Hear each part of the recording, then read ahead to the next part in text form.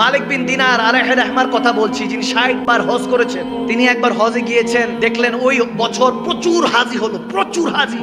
রাতে ঘুমাতে গেলেন 10ই জিলহজের পরের দিন। যখন ঘুমাতে গেলেন আওয়াজ আসলো গায়েব থেকে, কে জানি বলতেছে খাবের মধ্যে, স্বপ্নের মধ্যে, এই মালিক বিন দিনার, এই বছর যত হাজি আছে প্রত্যেকের হজ আল্লাহ কবুল করছেন একজন ছাড়া। সবার হজ কবুল, একজন ছাড়া।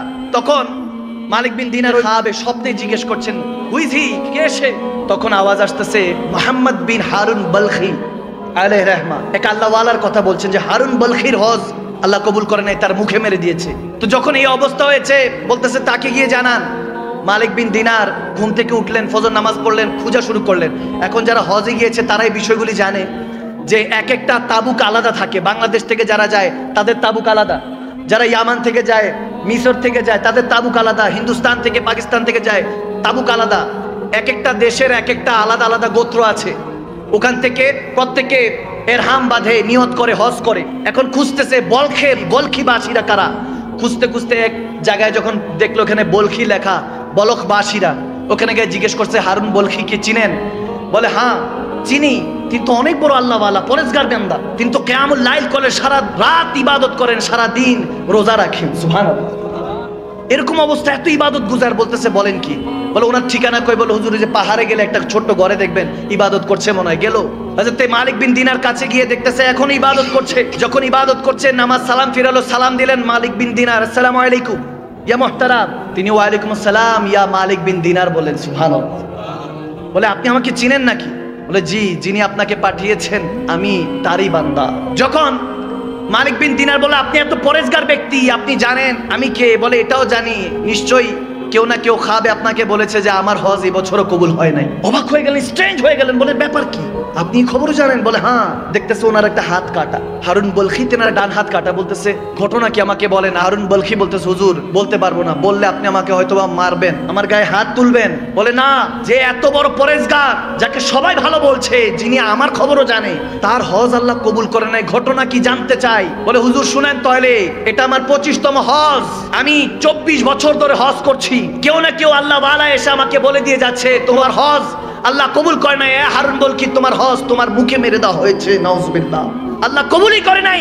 তিনি কান্না করে উঠলেন, হাউমাউ করে উঠলেন। বলে হুজুর 25 বছর আগে আমি শরাবী ছিলাম, শরাব পান করতাম, মদ পান করতাম, বেহুশ হয়ে থাকতাম, খুদের মধ্যে থাকতাম না, বেখুদ হয়ে যেতাম। বলে হুজুর আমার হুশ থাকতো না, রমজানের ওয়াক্ত ছিল, সবাই ইফতারের জন্য তৈরি করছে, নিজেদেরকে প্রস্তুত করছে।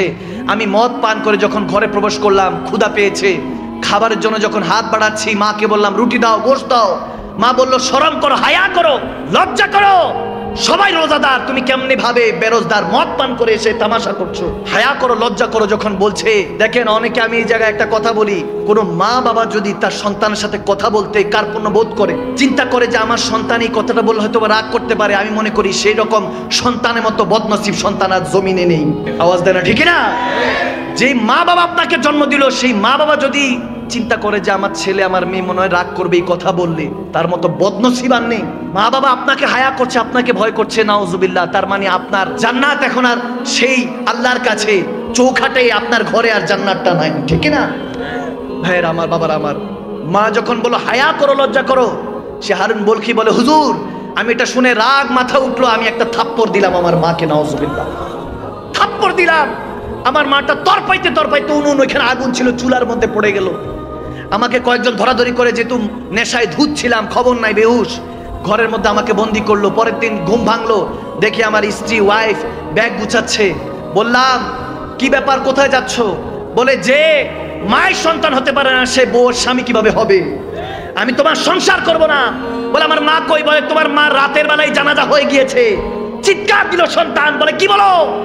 আমার মা জানাজা হয়েছে, আমাকে জানানো নাই। বলে তুমি তো নেশায় ধুত ছিলা, তোমার মা তোমার থাপ্পড় পেয়ে নাউজুবিল্লাহ ওই উনুনের মধ্যে, আগুনের মধ্যে পড়ে ওখানে ইন্তেকাল হয়েছে। যেতে যেতে বলেছে আমার সন্তান যাতে আমার মুখ না দেখে। বদকিসমত ওই সন্তান। হারুন বলখি বলতেছে হুজুর এই কথা শোনার সাথে আমি একটা দা উঠালাম, ছুরি উঠালাম, হাতটার মধ্যে ডান হাতে কোপ দিয়ে হাতটাই ফেলে দিলাম। যেই হাত আমার মায়ের গায়ে উঠে, বাবার গায়ে উঠে, ওই হাতের দরকার নেই। এরপর সমস্ত সয় সম্পত্তি আমি দান খয়রাত করে দিলাম গরিব মাসাকিনদের মধ্যে। আজকে 25 বছর ধরে হজ করছি হুজুর, কেউ না কেউ আল্লাহওয়ালা এসে বলে যে আমার হজ কবুল হয় না, আল্লাহ মুখে মেরে দিয়েছে হজ। তখন মালিক বিন দিনার রেগে গেলেন, বলে আরে মার উপরে যে অত্যাচার করে সে কিভাবে মানুষ হতে পারে। মালিক বিন দিনার তার গায়ে একটা থাপ্পড় মারলেন, তার গালের মধ্যে থাপ্পড় মারলেন।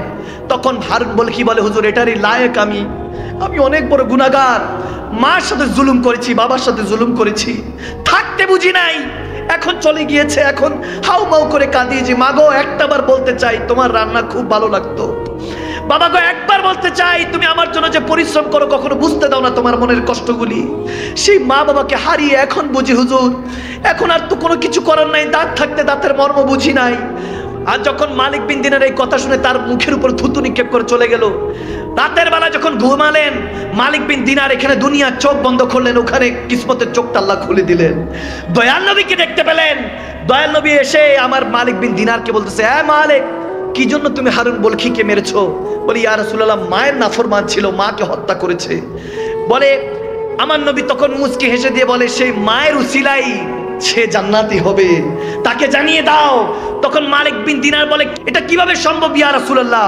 বলে হাসরের ময়দানে যখন সে হারুন বলখিকে টেনে হেসে ওই ফেরেশতারা নিয়ে যাবে, মাকে উঠাবে, আল্লাহ বলবে এই মা তুমি বলো তোমার কি হিসাব নিকাশ। আল্লাহর কাছে সেদিন ওই মা চিৎকার দিয়ে বলবে, আল্লাহ ওগো পরওয়ারদিগারে আলম, ইয়া রাব্বাল আলামিন, আমার সন্তান আমাকে হত্যা করেছে, আগুনে নিক্ষেপ করেছে, হত্যা করেছে, তাকে কত কষ্ট করে 9 মাস 10 দিন 10 মাস 10 দিন পেটে রেখেছি, আমাকে সে কষ্ট দিয়ে হত্যা করেছে, আমি বিচার চাই। আল্লাহ বলবে এই বদবখতকে উঠা, ফিনারে জাহান্নামা খালিদিনা, চিরস্থায়ী জাহান্নামে নিক্ষেপ কর। ফেরেশতারা টেনে হেসে যখন নিয়ে যাবে তখন সে বারবার চোখের পানি ছেড়ে বারবার তাকাবে মার দিকে, একবার মার দিকে তাকাবে, একবার রাসূলুল্লাহর দিকে তাকাবে। তখন মালিক বিন দিনারকে আমার নবী বলতেছেন যে ওই সময় সে তার মাকে চিৎকার দিয়ে একবার তাকাবে, দুইবার তাকাবে, তৃতীয়বার চিৎকার দিয়ে বলবে, মা গো ক্ষমা করে দাও আমাকে, আমাকে ফেরেশতারা জাহান্নামে নিক্ষেপ করছে। মা তুমি কোথায়? আজকে আমাকে জাহান্নামে নিক্ষেপ করছে। তখন মা চিৎকার দিয়ে আল্লাহর দরবারে হাত তুলে বলবেন, ওগো আল্লাহ আমি ক্ষমা করে দিয়েছি, তুমিও ক্ষমা করে দাও। ওগো নবী আপনি শাফাআত করুন। আমার নবী বলে আমি সেই মার আর্তনাদ চিৎকার শুনে বলবো, ভয় পাইস না, টেনশন নিস না, যেখানে মা সুপারিশ করেছে রব্বে কারীম ক্ষমা করে দিয়েছে, ওয়ারযুকনা শাফাআতাহু ইয়াউমাল কিয়ামা। ওই দিন নবী সুপারিশ করে মালিক বিন দিনারকে বলছে শুধু মার চোখের পানির জন্য, যে মাকে সে হত্যা করেছে আগুনে নিক্ষেপ করে, সেই মা জাহান্নাম থেকে উদ্ধার করে, তার উসিলায় আল্লাহ তাকে জান্নাতি বানিয়ে দিবে। আমি বলতে চাই ভাইয়ের আমার, বিররুল ওয়ালিদাইন, মা বাবার খেদমত করুন, যদি বিছানায় পড়ে থাকে তারপর খেদমত করুন। মা বাবার খেদমতের উপরে কিছু নেই দুনিয়াতে। আপনি সাকসেস হতে পারছেন না, আপনার টেনশন ডিপ্রেশন ঘাস করছে, কিছু লাগবে না। আপনি যদি দেখেন আপনি কোনো কাজে হেরে যাচ্ছেন, যান মার কদমে গিয়ে চুমু খান, বাবার কদমে গিয়ে চুমু খান। ওই চৌখট জান্নাতের চৌখটে চুমু খাওয়ার সাথে সাথে রব্বে কারীম আপনার সমস্ত বোঝা মনের কষ্টগুলি হালকা করে দিবে। সুবহান।